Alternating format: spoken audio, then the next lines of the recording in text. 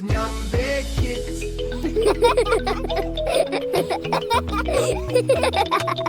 Hello friends, I am Takko. Today we are singing an old song in Shona language about the effort, love and care put by our mothers and grandmas when they rise very early to prepare very food for us. Let's enjoy it together. Nyambe Studios.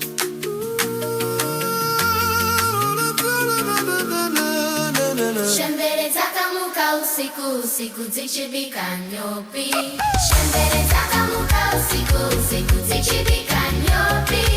Amai VaRona, Amai VaRona, Tsilo, Amai VaRona, Tamilo, Amai VaRona, Takko. Shembere takamuka usiku usiku zichibika nhopi.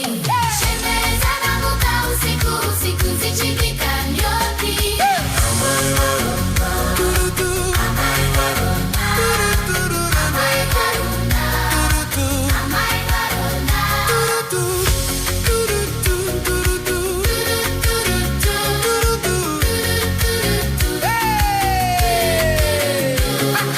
Shembere takamuka usiku usiku zichibika nhopi. Shembere takamuka usiku usiku zichibika nhopi. Amai VaRona, Amai VaRona, Tsilo. Amai VaRona, Tamilo. Amai VaRona. Takko. Shembere takamuka usiku usiku zichibika nhopi. Shembere takamuka usiku usiku zichibika nhopi. Amai VaRona, Amai VaRona, Amai VaRona, Amai VaRona. Amai VaRona.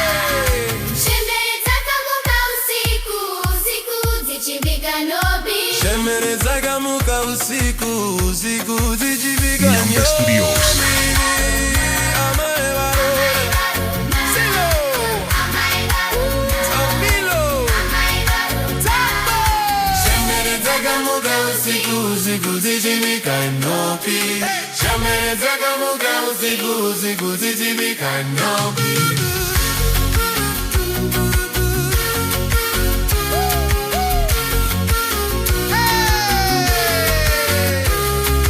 Shembere takamuka usiku usiku zichibika nhopi.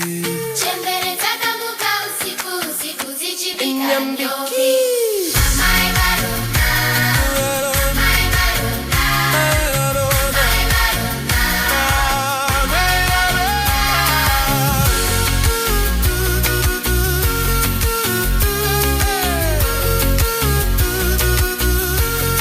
Thank you for singing with us. If you enjoyed, subscribe and share to help us grow. See you next time. Bye bye. NyambeKidz.